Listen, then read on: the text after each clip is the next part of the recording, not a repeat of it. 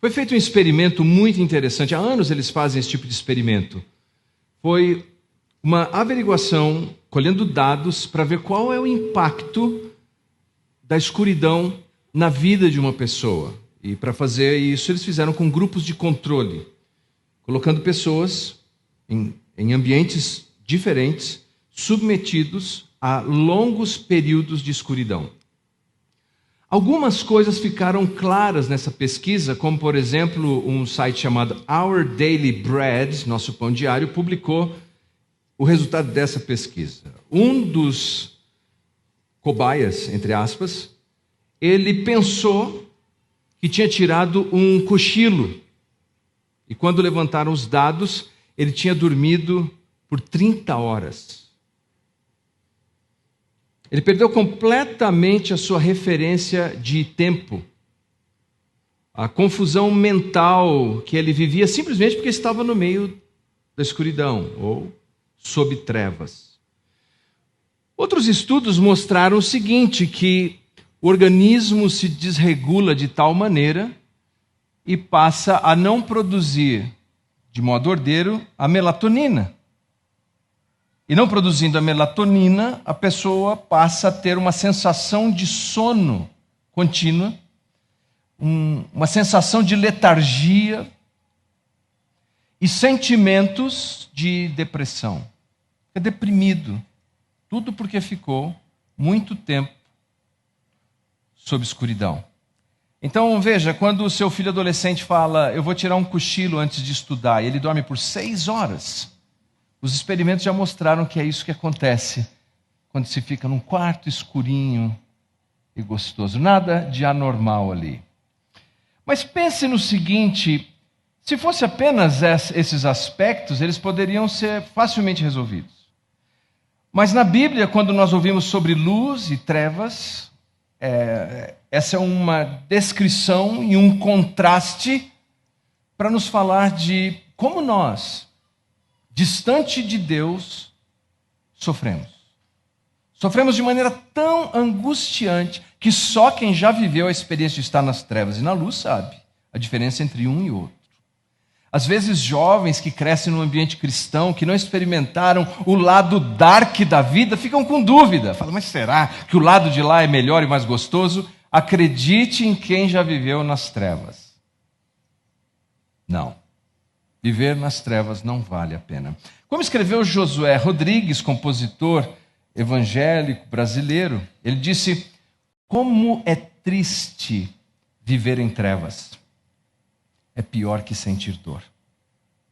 Como é triste viver em trevas. É pior que sentir dor. E o profeta Isaías foi inspirado por Deus a tratar exatamente desse assunto, falando ao povo de Israel no Antigo Testamento.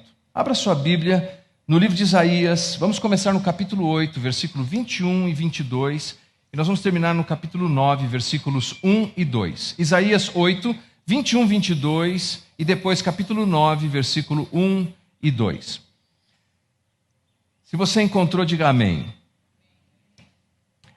Aflitos e famintos vaguearão pela terra. Quando estiverem famintos, ficarão irados. E olhando para cima, amaldiçoarão o seu rei, o seu Deus. Depois, olharão para a terra e verão aflição, trevas, temível escuridão, e serão atirados em densas trevas. Capítulo 9, versículo 1 e 2. Contudo, não haverá mais escuridão para os que estavam aflitos. No passado, ele humilhou a terra de Zebulon e de Naftali, mas no futuro honrará a Galileia dos gentios, o caminho do mar junto ao Jordão. O povo que caminhava em trevas viu uma grande luz. Sobre os que viviam na terra da sombra da morte, raiou uma luz. Esse texto começa nos falando de 2 lugares. Esses 2 lugares são homônimos de 2 filhos do patriarca Jacó. Teve 12, 2 desses filhos são citados aqui, porque com o passar dos anos, eles tiveram filhos e esses filhos se multiplicaram, foram chamados de tribos, clãs, e finalmente a região passou a receber os seus nomes. você deve ter notado na leitura do texto, Zebulon e Naftali. Esse mesmo lugar, Zebulon e Naftali, que passaram a ser chamados assim em homenagem a esses filhos do patriarca Jacó, é mais conhecido no Novo Testamento como Galileia. Você também viu citado aqui. Galileia vem do hebraico, essa palavra significa um círculo, talvez por causa da sua estrutura, sua topografia ou a sua geografia. Era um distrito em Israel. O povo que vivia naquela região nos dias do Antigo Testamento fazia parte do que era conhecido como o Reino do Norte. Mas eles eram rebeldes, demais de rebeldes. E Deus continuamente oferecia a eles a oportunidade de arrependimento, de mudança de vida, de seguir de acordo com a vontade de Deus, mas eles não queriam, não aceitavam. E veja, Deus é bom. Quantos concordam? A misericórdia de Deus dura para sempre, concordam? Mas Deus é justo. E Deus é um pai que disciplina seus filhos e, eventualmente, ele disciplinaria o povo de Israel do norte. E a descrição é mais ou menos a seguinte, como se o coração deles fosse um coração cheio de trevas. Um coração cheio de escuridão. E Deus diz que num dado momento, essas trevas que estavam represadas dentro deles, acabaria se exteriorizando, e eles sofreriam uma grande miséria. Foi o que lemos no capítulo 8. Veja mais uma vez o capítulo 8, versículo 21. Aflitos, famintos, vaguearão pela terra. Quando estiverem famintos, ficarão irados, e olhando para cima, amaldiçoarão o seu rei, o seu Deus. É o seguinte, fizeram tudo errado, se rebelaram contra Deus, escolheram os piores caminhos, fizeram o torto como se fosse reto, e as consequências vieram. Diante das consequências, eles colocam a culpa em quem? Em Deus. O texto chega a dizer que eles foram tomados de ira, sua condição emocional está totalmente descontrolada, e eles colocam a responsabilidade e a culpa de toda a sua deformação em Deus. O texto diz, eles amaldiçoarão o seu rei, Deus. A culpa é tua, Deus, de viver assim. O profeta continua e diz, então eles olharão, versículo 22, eles olharão para a terra e verão aflição, trevas, temível escuridão, e serão atirados em densas trevas. Em 722, a profecia de Isaías se cumpriu. Os assírios vieram, entraram pelo reino do norte e destruíram tudo. Levaram homens, mulheres, crianças, acabaram com o reino do norte. E eles experimentaram exatamente esse período de trevas, de angústia, de dor. Por quê? Porque eles se rebelaram contra Deus. Se a história terminasse aqui, nós não teríamos o que comemorar hoje. E nem amanhã, e nem na próxima semana, nem no próximo mês, nem no ano seguinte. Mas a história não termina aqui. Ela continua. E o profeta, inspirado por Deus, tem uma nova visão. E ele diz assim na sequência do texto: contudo, palavra maravilhosa, mas, todavia, porém, você pode grifar na sua Bíblia se quiser, contudo, não haverá mais escuridão para aqueles que estavam aflitos no passado. Humilhou Zebulon, Naftali, mas no futuro honrará a Galileia dos gentios, o caminho do mar. O povo que caminhava em trevas viu grande luz. Sobre os que viviam na terra da sombra e da morte, raiou uma grande luz. No meio de uma história de devastação, de angústia, de tristeza, de ira, de pecado, de blasfêmia, de tristeza, vem uma boa notícia. Vem uma pérola. Ano passado, eu sei que está bem quente aqui. Eu vou ser breve, fiquem tranquilos. Ano passado, nós estávamos nos Estados Unidos por conta de alguns compromissos nesse mesmo período do ano, e nós íamos passar o Natal por lá, numa igreja, lá na região de Nashville, quando aconteceu uma tempestade, uma nevasca. E essa nevasca derrubou rede elétrica em toda a região. E tiveram um problema que eles chamam de... que congela as rodovias e você não pode sair. Eu peguei uma gripe daquelas, era véspera de Natal. Eu estava lá com uma gripe terrível, as ruas congeladas, não se podia sair do hotel, e ainda que pudesse sair de hotel, por causa da tempestade, não tinha energia elétrica em Nashville. Imagine isso. Apesar daquela situação, o hotel tinha gerador. Exato, que bênção. No meio de tantas notícias ruins, tinha uma notícia boa. Não importava quão grande fosse a escuridão ao nosso redor, não importava quão grande ou intensa fossem as trevas à nossa volta e os problemas, lá naquele lugar tinha energia própria, tinha a energia que nós precisávamos. E essa história que lemos diz isso. O contexto é terrível, é de dor, é de angústia, é de punição, é de juízo, é de trevas, é de escuridão. Contudo, o povo que habitava em trevas viu a luz. E aqui o que nós podemos extrair desse texto nessa manhã, são 3 verdades que o profeta Isaías, o mais evangelical profeta do Antigo Testamento, ele nos anuncia o que nós chamamos de Natal. O nascimento de Jesus, a luz do mundo. Jesus é a nossa luz. Primeiro, considere que ele inicia o texto no capítulo 8, falando de densas trevas. Densas trevas quer dizer, é tão escuro, que parece que você pode apalpar aquela escuridão. O que descreve isso? Descreve primeiramente um declínio interior moral, tão intenso. Descreve também uma secrecidade, uma hipocrisia, em que as pessoas estão praticando o mal, fingindo fazer o bem, porque quando se faz o mal, se faz normalmente em secreto, escondido, em trevas. Era o que eles estavam fazendo. Mas trevas também descreve o seguinte: a miséria que se instalou entre eles. A pobreza econômica, ou a miséria de ter recursos, mas não ter cura para as angústias da alma. Densas trevas. Você lembra de Êxodo? Lá no livro de Êxodo, no capítulo 10, versículos 22 e 23, nós temos a história de quando Deus enviou uma praga para um Egito que não queria Deus. O povo lá do Egito não queria Deus, o faraó não queria Deus. E qual foi a consequência disso? De novo, de que as trevas represadas dentro deles se tornaram uma praga de trevas à sua volta. E eles não enxergavam mais um ao outro, não enxergavam o seu caminho. Foi um tempo de angústia e desespero. Trevas, escuridão. E eu penso que algumas vezes nós estamos vivendo isso. Nós estamos vivendo esse ambiente de trevas pessoais, de angústias tão profundas.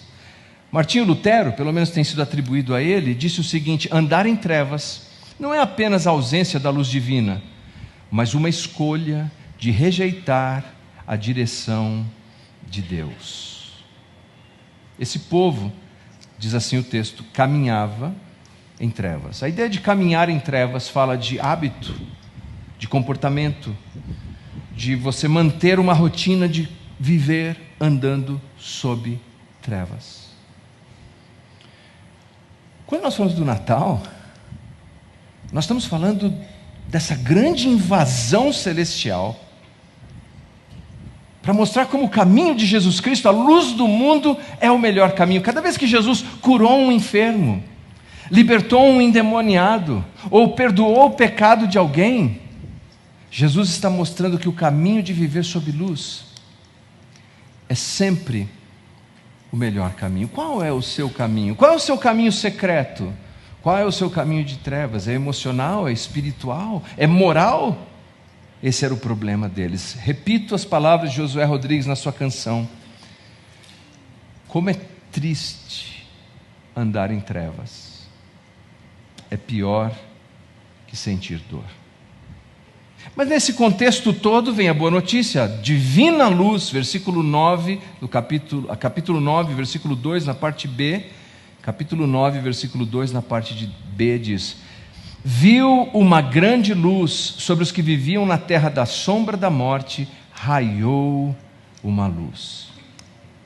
Hal Lindsey disse o seguinte: o ser humano, e eu não sei se a conta dele está certa, mas ele disse o seguinte: o ser humano pode viver uns 40 dias sem comer, eu não, mas tem ser humano que consegue, uns 40 dias sem comer, pode viver aí, talvez uns 8 dias sem água e sem ar. Sem ar. Depende, parece que o pessoal que pratica apneia, os recordistas chegaram até 7 minutos sem ar. Eu não. Mas e sem esperança? Quanto se pode viver sem esperança? Nem um segundo.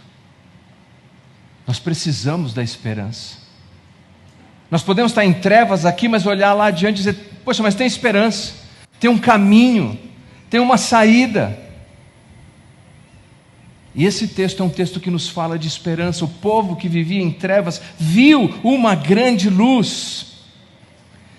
Note o versículo 22 do capítulo 8, diz densas trevas. Capítulo 9, versículo 1 diz escuridão. Capítulo 9, versículo 2 diz trevas. Mas no meio desse túnel escuro, no meio dessa situação desesperadora, diz assim: eles viram grande luz. É um contraste entre densas trevas e grande luz. E a propósito, não é um trem.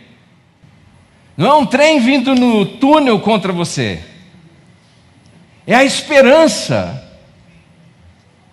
É a pessoa de Jesus, nos dando a saída que nós precisamos. É interessante que quando nós vemos esse texto, essa grande luz, essa grande esperança, nós deveríamos parar e pensar por um momento: qual é a minha treva nesse momento? Qual é a escuridão que você está vivendo nesse momento? O que está roubando a tua esperança nesse momento? Qual é o seu túnel escuro hoje? Para cada um de nós vai ser diferente. Mas a luz brilhou. E sabe o que é interessante? A luz não brilhou a partir deles. Eles não tinham nada para oferecer para iluminar o caminho. A luz não vem deles, da força deles, do esforço deles. A luz vem de fora, vem da graça e da bondade de Deus. Essa luz está aqui hoje. Terceira parte: Deus entre nós. O versículo 9, na parte C, diz assim: mas no futuro honrará a Galiléia dos gentios, o caminho do mar junto ao Jordão, Galiléia dos gentios. Essa Galiléia dos gentios é porque aquela região norte fazia fronteira com o mundo não judeu. E como muitos não-judeus passavam por ali, ficou conhecido como a Galiléia dos gentios, o distrito onde entra muito não-judeu. E o texto diz que, eventualmente, algum dia, Deus transformaria de tal maneira aquela situação e aquele lugar, que aquela Galiléia seria honrada. Teria uma grande honra naquele lugar, uma grande luz se manifestaria naquele lugar. Mas o que seria isso? Um conceito? Uma filosofia? Um sistema teológico? Uma crendice? O que seria essa luz que honraria a Galiléia? Como Deus iluminaria o caminho daquelas pessoas e os nossos caminhos? O profeta diz, ele diz no versículo 6, ouça bem as palavras do profeta: porque um menino nos nasceu, um filho se nos deu. A luz, a grande luz, que transformaria a Galiléia de um lugar considerado de segunda categoria, irrelevante no plano dos israelitas de então, seria transformado num lugar especial e honrado por Deus, porque um menino seria dado. É o Natal, é o nascimento de Jesus, é Deus em carne. Natal, queridos, é lembrar de Jesus. Cada vez que você vê uma lâmpada acesa na decoração de Natal, Cada vez que você entra num lugar e tem alguma luz, não pense apenas em decoração, pense em redenção, pense em salvação, pense que nós vivíamos em trevas, mas Deus manifestou a sua maravilhosa luz. Mateus nos explica como isso aconteceu no capítulo 4 do seu Evangelho, versículos de 12 a 17, vou ler rapidamente. Quando Jesus ouviu que João Batista tinha sido preso, voltou para a Galiléia. Saindo de Nazaré, foi viver em Cafarnaum, que ficava junto ao mar, na região de Zebulon e Naftali. Mateus capítulo 4. Terra de Zebulon e Naftali, para que se cumprisse o que foi dito pelo profeta Isaías. Caminho do mar, além do Jordão, Galiléia dos gentios. O povo que vivia nas trevas viu uma grande luz. Sobre os que viviam na terra da sombra e da morte, raiou a luz. Aquela Galiléia, lá citada por Isaías, sabe quantos anos antes? Pelo menos 700 anos antes de Jesus nascer. Agora é visitada pela luz do mundo. Jesus é a luz de Deus. Não é uma religião, não é um sistema, não é um conceito, não é uma teoria, não é uma estratégia, é uma pessoa, Jesus. Nós não precisamos de mais autoajuda. Nós precisamos de ajuda do alto. E ela veio. É Jesus, ele andou na Galiléia, e é por isso eu brinquei com o Renato, que estava aqui no começo, da canção Galileu. Outros inéditos, o homem da Galiléia, Jesus o Galileu, Jesus de Nazaré, tudo isso na Galiléia. Porque aquilo que era considerado de segunda classe, aquilo que um dia foi trevas e escuridão, hoje é a luz que honra a Deus. Essa é a nossa vida, é o nosso paralelo. Quando Ele entra na nossa vida, Ele transforma tudo. Então, primeiro nós temos essas densas trevas que vivíamos todos nós. Mas depois nós vemos a divina luz. E finalmente nós vemos Deus presente, Deus conosco. Mas como podemos desfrutar desse Natal de verdade, dessa luz maravilhosa? Sabe como? E é isso que os israelitas da época não gostavam. Eles não gostavam dessa palavra. E muita gente, nos dias de Jesus, não gostaram dessa palavra. E muita gente hoje não gosta dessa palavra. Você gostaria de saber qual é a palavra? Gostaria de saber qual é a palavra? Como é que a gente experimenta essa luz? Talvez você não vai gostar dessa palavra. Quer saber a mesma palavra? Quando voltamos lá em Mateus, em que ele vai contando que Jesus foi para Galiléia e começou a manifestar aquele cumprimento profético de Isaías, o versículo 17 do capítulo 4 de Mateus conta o seguinte: daí em diante, Jesus começou a pregar: arrependam-se.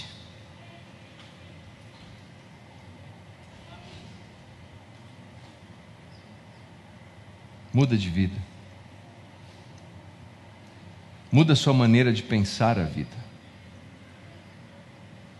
Arrependam-se.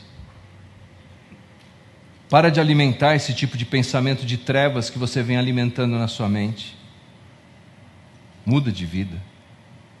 Para de alimentar os sentimentos que você vem alimentando no seu coração e criando trevas dentro de você. Muda de vida. Para de estimular na sua vida aquilo que é escuro, aquilo que te distancia de Deus. Como é que eu experimento essa luz de verdade? Arrependa-se. Muda de vida. Eu vou fazer uma confissão para vocês, talvez eu me arrependa. Fizemos 25 anos de casado, minha gente. Tem até um anel novo para comemorar. Aleluia. Obrigado pelas orações.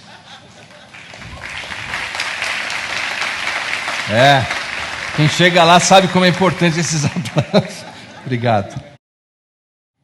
E nós fizemos um plano para fazer uma viagem legal. E quando eu fui sair daqui de Mogi, o GPS me mandava não pegar a Mogi Dutra, porque estava tendo algum recapeamento. Eu entrei na Mogi Dutra. Aí falei, aqui não dá, estava tudo travado. Mas ele dizia para Poá, fui para Poá, mas lá ele me mandou para uma rua. Não, para essa rua eu não vou por outra. E fui indo, eu falei, eu vou pegar uma saída que tem Itaquá. Quem conhece Itaquá sabe que tem uma saída ali para Dutra. Perdi aquela saída. E a Júlia está aqui romântica, bonita, simpática do meu lado. Ela falou, como é que está esse caminho aqui? Eu falei, não, estamos chegando. Aí eu olhei, Penha. Eu falei, acho que vamos ter que voltar. Vamos ter que voltar. Eu não vou te contar que eu demorei quase 3 horas para chegar onde eu devia chegar. Porque eu não dava ouvidos à voz me dizendo assim, entre a direita, entre a esquerda, recalculando, entre a direita, entre a esquerda. Arrependa-se! Ainda bem que a mulher é uma santa. Se fosse eu falar, cara, já deu, chega disso daqui. Arrependa-se. Até quando você vai ficar insistindo em ir no caminho errado? Em deixar o seu coração encher de trevas? O profeta está dizendo, recalculando, desfrute da luz do Evangelho na sua vida, do relacionamento com Jesus. Como é triste andar em trevas. Quando olhamos para isso, para luzes coloridas, nós devemos lembrar, eu vivi em trevas, mas agora eu vivo na luz. Essa luz que está brilhando é um convite para eu mudar de vida, e eu vou mudar de vida com a graça de Cristo. Eu encerro aqui esse nosso tempo com um trechinho a mais da canção que citei no começo. Ouça bem, ele continua a canção assim. Como é triste andar em trevas, é pior que sente dor, pois a vida só é linda nos caminhos do Senhor.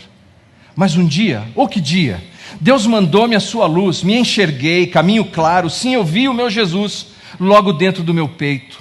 Uma luta se travou, era a força do pecado resistindo ao seu amor, mas raiou, a luz divina em mim raiou. Meu Jesus, maravilhoso, nada por fazer, deixou tudo consumado. A minha sorte restaurou, deu-me paz, novo alento, o caminho revelou. Eu tenho agora a luz de vida e esperança em seu amor. Raiou, já raiou, a luz divina em mim raiou. O seu plano foi perfeito, tudo em mim considerou, o inimigo foi desfeito pela força do amor. Luz que antes eu não via, luz que sobre mim brilhou, luz bendita, luz divina, luz, Jesus, o meu Salvador. É isso, é esse que vai mudar a nossa história.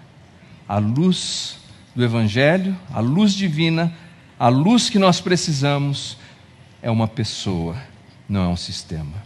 Corra para essa pessoa, aproxime-se dessa pessoa e não importa quão escuro esteja o seu retorno, o seu entorno, ao redor de você, ele continua sendo a luz que você precisa. Isso, meus queridos, é Natal de verdade. E Natal de verdade é um convite para mudarmos de vida e seguirmos a vida de Jesus. Vamos ficar em pé.